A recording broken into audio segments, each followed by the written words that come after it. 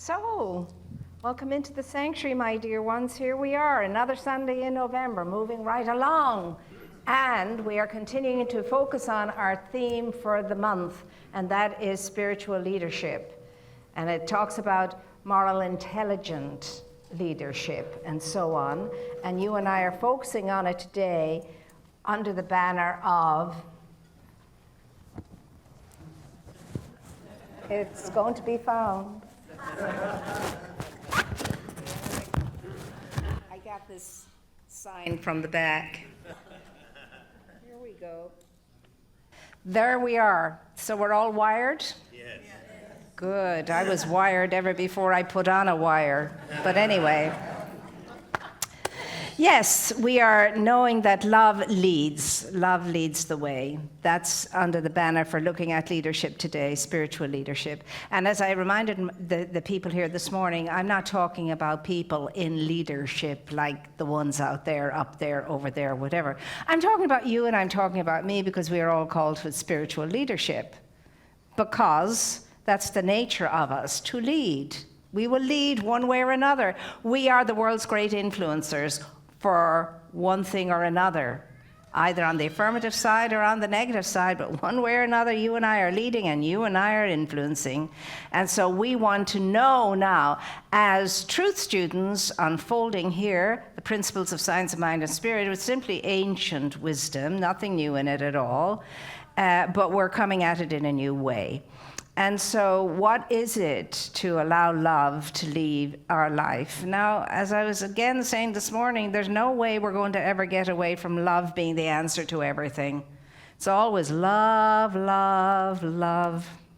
Love, sweet love. What the world needs now is love, etc. And so, but love as we see it as a divine energy equals life, full life, whole life, complete life, equals light, energy, powerful energy, awesome energy, illuminating energy. That's the kind of love we're looking at. And that's the kind of love we're talking about, and that's the kind of love we are made of and as, whether we know it or not. Now, I know some of us may have cried ourselves to sleep last night. So concerned, so upset, so worried about one thing or another. I know that's the case. And yes, I'm talking to you especially. This is what you are. Awesomely potent and powerful. Incredibly amazing with the ability to decide how your life can be, even in the midst of what seems to be a whole lot of brokenness. Because the brokenness is the human experience, which is the illusionary experience, very real though it be. Very real though it be. Don't tell me my head is not paining me when my head is paining me, because it's paining me. It's real enough. As a human being's experience, that is. But as the divine aspect of my being, I can change that. But I have to be in the practice of it. I have to be in the know-how of it. I have to have built up that awareness and that energy that when I speak my word is done unto me as I speak it. And see, that's why we're here. We could be off having a great good time somewhere else, but we're here. Because we know we want the moreness that is in us to be able to express itself through us. And so, in the first chapters of the Science of Mind and Spirit textbook written by Ernest Holmes, the founder of Science of Mind and Spirit, it is stated clearly, all is love and all is law. Love is the essence, the substance, and law is its expression, the experience. And so this is what we have to look at and take in and drink in more fully today. These are not any concepts we haven't heard before. We have.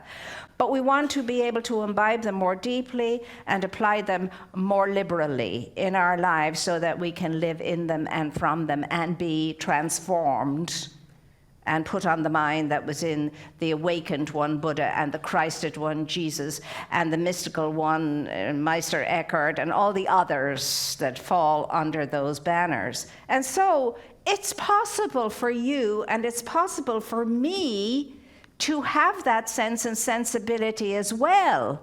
I have done great things, but greater things can you do too, said the Christ to Jesus. And he wasn't kidding. It wasn't a joke. He meant it. And so when we look at this thing called love then, and its sidekick, the law, the two are one actually, just two aspects of the one energy, but two aspects.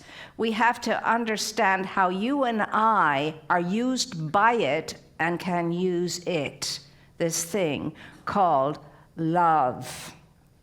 And the essence of that in expression, law, love and law. He says, love shows the way, and law makes the way possible. That's what the good doctor says. Okay, love is so the beacon of light that leads through law so that we can accomplish and achieve whatever we so desire. And what we desire is conscious and unconscious. We desire much more unconsciously than we do desire consciously, unfortunately. And unfortunately, some of the things that we're unconscious about, we ought not to desire, because they're not good for us or anybody else either. And yet the law is such. Because why? Because love is spontaneity and immediacy itself. It's spontaneous, it's immediate. It doesn't ruminate, it doesn't conundre, it doesn't think, plan, compare, contrast, and so on. It doesn't. It's spontaneous motion, action, and it's immediate, it's immediate, it's immediate. Now, law, on the other hand, is neutral. It's impersonal. It's just like somebody who's been smoking for a long time, this thing called weed. And they're just so mellow, whatever. So the law is that which just hangs out like the lucky old sun, with nothing to do but roll around heaven all day, or so the song goes. So it's just hanging out, waiting for something. There's nothing spontaneous about it at all. And whereas love is the great mover, law is the great thing that is moved upon. So it's hanging out, la-di-da, having a lovely day, lounging around until you move upon it. You move upon it through the way you're thinking, through the way you're feeling, and what has you convinced. And as soon as you think and you feel and you're convicted about something, that good old lucky old law rolling around, just hanging out, goes, okay, right, we're on it. What is it you want? You want a headache, a tummy ache? What is it you want? Do you want a good feeling? Do you want to feel joy? Do you want to feel peace? What is it you want? And I was hearing this one, it's just like the little puppy dog lying around, languishing on the carpet or on the couch or on the bed, whatever. And then that little puppy sees somebody reach for a leash and a tennis ball, and it's, okay, here it is, we're at it, and out it goes, leading the way, and off it goes to wherever it goes to play with the ball, etc., and fetch. That's the law. That's the law that rules your life. That's the law that has caused you to experience every single thing you've ever experienced. It brings you your experiences of life, whatever those experiences are, good, bad, and indifferent. It is the most obedient servant. It gives you exactly what you think into it, what you feel into it, what you're convinced of. It'll bring it all to you, laden at your feet, and tied up in wonderful bows and saying, am I not a good law? Look, I gave you what you wanted. And wonders why it's not being patted as a good law. That's your power. That is what you can take upon to be in conscious relationship with, and change your whole life any old which way you want to change your life. Oh yes, it sounds too good to be true. It's not, but it's not a simple matter, this thing called doing life well. We, you, I have to put in time, effort, and energy to imbibing this principle of life. This principle called the creative process of my life, which is led by Spirit and guided by its law. Led by love and guided by law.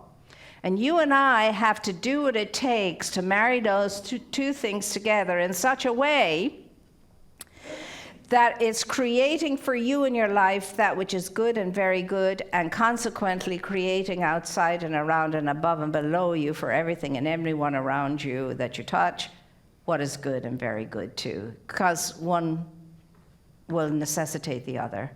There's not one without the other. When you're having a good time, life is having a good time by means of you. By means of you. When you're having a good time, those around you are having a good time too.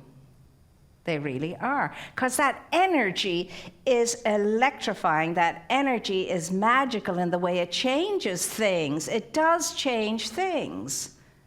The energy of love and the law that moves upon it changes things all of the time. It changes you, it changes me, it changes everything. Love changes everything, the song says, and it's true. It's true. So how much of this do we measure ourselves by? Because we're asked to measure ourselves according to the line of spiritual leadership and how well we're doing. Well, if we can't lead our own lives, we're not doing so well. Forget about the rest of it. If we're not in charge of our own lives, if we're not, the sovereign of our own lives, then we're in trouble. But okay, that's all right then. That may be the case. But we can indeed change that. And change it we will. And the very fact that you and I have been committed to these little practices, beginning with the month of November, the changes that we can bring about, and we committed to, making one small change every single day to make our lives better. We committed to never missing an opportunity to keep our mouths shut. We committed to that. We committed to stopping being offended. Oh my gosh, well, love would have a heyday with that by means of you and me if we could keep up those three commitments that we made. Why? Because as I was sharing again last night, when I was preparing for our Sunday morning, see where Spirit wanted to be with all of that, I put my hand out to get a pen, and it landed on a very small little old book. And it was called The Letters, written by Joel Goldsmith. And the page I opened up at was like as if it was just shining up, and a small print too. And it said, "Be still, ... take no thought. Be still and take no thought." And it just called my attention, and it gripped me. I mean, it wrapped itself around me like ivy would as energy, saying, you better look at this, what is this about? And then as I was sharing this morning, I got it like I've never gotten it before. That all I have to do to bring about the changes in my life that I so desire, all I have to do to have the kind of life that I know I'm capable of having, all I have to do in order to have a life that flourishes and thrives and advances and brings everything and everyone along with it, is to be still and take no thought. What in heaven's name, you're thinking, does that mean? Be still and take no thought. Well, to get quiet, to pull yourself back from all the exterior distractions we have in our world, and God knows we've never been more distracted than we are now. And if that means just closing your eyes for a moment and taking a deep breath, which is the first way you'll center yourself in the awareness of being able to go into stillness is to close your eyes, take a deep breath. Doesn't matter if you're in the middle of the marketplace or a screaming match or whatever it is, just close your eyes and just take a deep breath and remember the words, be still and take no thought. And take no thought means stop it.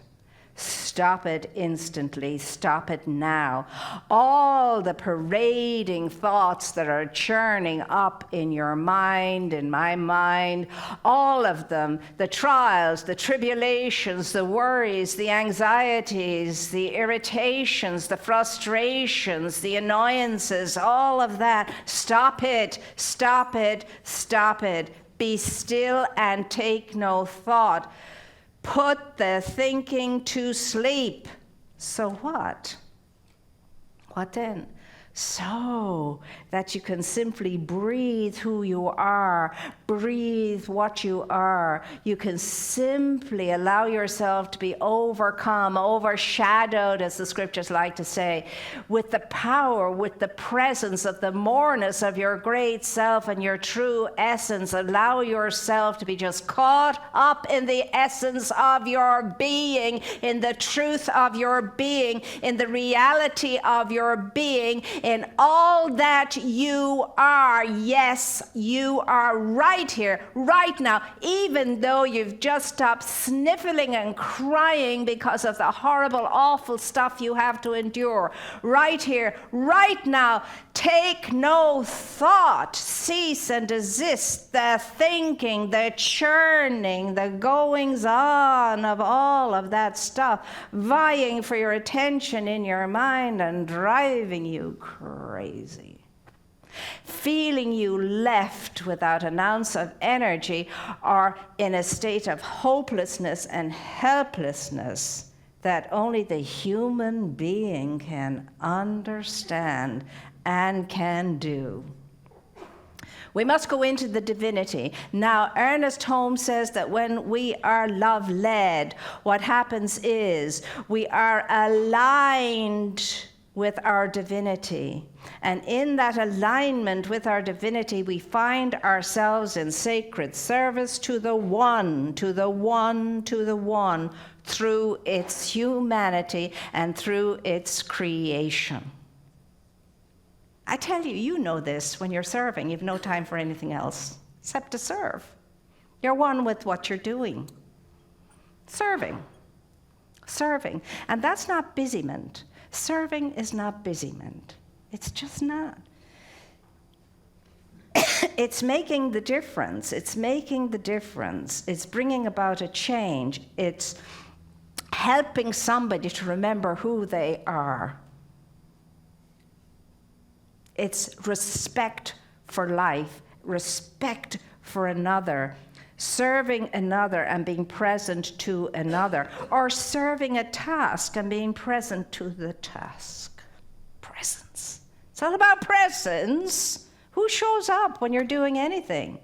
Who shows up wherever you are? Some mindless, thought-filled, churning energy?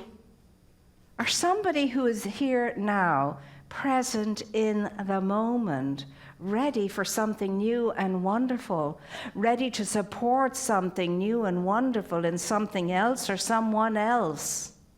Who shows up by means of you every moment of the day, every hour of the day, every minute of the day? Who shows up? Is it a spiritual leader, a great influencer for the better? What is the energy that shows up by means of you? Is that energy dissonant, disjointed, jagged? Or is it a harmonious, light energy that shows up by means of you and me? What is it? Do we ask ourselves these questions sufficiently? Let me tell you, I'm just astounded. Any little moment I get of the real aspect of life and living that may show up or may be that spontaneous burst of energy in any given moment that and you've had those moments and so have I, and don't say you haven't, you have. And that is love in action. That's the law and love moving together beautifully in harmonious unity, oneness, so that you can experience this thing that you are, that life is, by means of you. Now, who's on the lookout for that every day? Or how does every day begin in your life, or how does every day begin in mine? Oh, my goodness me. And to whom do you look to, and to whom do I look to for the inspiration of life that gets me to be more spontaneously awake, alert, aware, and present now? It's certainly not to the warlords, and it's certainly not to the captains of industry that we look to for our guidance and inspiration. It's always and ever been the mystics, the poets, the artists, the scholars, the ones who show up as love in service. Those are the ones who inspire us. Love in action, love in service by means of individuals. And who are they? They're all over the place. They're amongst us. They're not just the ones with the great names who have been recognized for all they do, like our great and wonderful friends in Richelieu Hall and the pictures that you see on the stage. They are so inspirational, indeed they are. But then so is Forrest Gump. I mean, really. And so is that great movie, Axel Ridge, that young, wonderful man who would not hold a gun, far less use one, but yet save so many people in a war situation like that. The love and the courage and the heroism of that and the heroism of that. I mean, it's an incredible thing. It's the neighbor down the road who always has a kind word for everybody, who shares with people. It's somebody, it's living in not great circumstances themselves, but they're inspired to do something for youth at risk. Children who are treated badly, or children who are homeless, or whatever. It's all those unsung heroes too, as well as the sung heroes, that inspire us, that grab our imaginations, that really cause us to think better thoughts, higher thoughts, and to feel better feelings. And I would say to any one of us who are going through hard times now, feel the feelings. When you're crying, be one with the crying. But be it in feeling, not in thought. Have no thoughts around what you're feeling, whether you're feeling angry, whether you're feeling lonely, whether you're feeling upset, whatever that is. Just feel the feelings, put no thoughts to them. No thought to them. Just allow the feeling to express itself through you. And if we do that, we won't do any harm, that's for sure. It's when you go to the reason why you're angry that you'll get more angry and more upset and a greater headache and a bigger stomach ache and so on. Because you're thinking of that son of a gun who blah, blah, blah. Just feel the feelings. This is how anger feels in my body. I'm hot, I'm bothered, oh my God. I'm clenched, I'm squished, my jawbone is set, oh my gosh. That's what it is to be angry. Well, anger, have your way with me, feel yourself through me, and remember, you're just passing through, you're not setting up your tent here. On your way, but feel the feeling. It's a genuine feeling, whatever it is. The same with the loneliness. Feel its weightiness, feel its suffocation, whatever it is loneliness is for you. Feel it, but don't go to thinking around it. Don't think it, feel it. Don't think it, feel it. Don't think it, feel it. Take no thought to it. But allow it to dissipate itself, and it will rush through you very much more quickly, and you'll be the better for it. Instead of spending every last bit of energy you have thinking about the reason why you are feeling this or that or the other. I'm telling you, don't take my word for any of this. Just test it out. Test is out. That's what leaders do. They test things out. They never just go with the flow. They test things out. And take leadership of your own life, which means responsibility for your own life, because you're equal to the responsibility of a great, good life. A great life. Can you imagine that?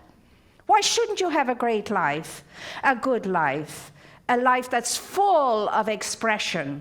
A life that is making the difference in you and through you and as you.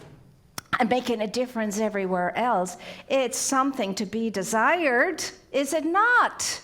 Is it not? And remember always, rely upon principle, rely upon principle, rely upon principle, which is the creative process of your life, which is what we used to call in orthodoxy, or still do, the Holy Spirit. Rely upon principle and be embraced by the love that loves you, the light that fills you, the energy that cherishes you always, no matter what old way you show up. You're always loved, adored, and cherished by the creator of your being, the sustainer of your life, and the lover of your soul. How many times do we have to hear that before we believe that? How many times? Love will lead the way. And remember, the teaching of Science of Mind and Spirit is simply this teaching. Love and do what you will. Love and do what you will, because if you're loving genuinely and as we're called to as divine beings, whatever it is we will do will be wonderful, will be absolutely in keeping with the principle of life, with the law of life, with the substance of life. It certainly will be in that alignment. That is it. That is it. All is love and all is law. Law and love, love and law, one and the same thing. See, and God equals life, equals love. God is love, and we who abide in love abide in God, and God abides within each one of us. And in all of life and living. And it's all yours to perceive, to see, and to embrace, because it comes back to the same thing. Think it, feel it, and you will experience it. There is no doubt about it, because as you think, so it is. It is done unto you as you believe. No truer words were ever spoken, and those are the most ancient wisdom words that you could hear. It is done unto you as you believe. Think it, feel it, and you will experience it.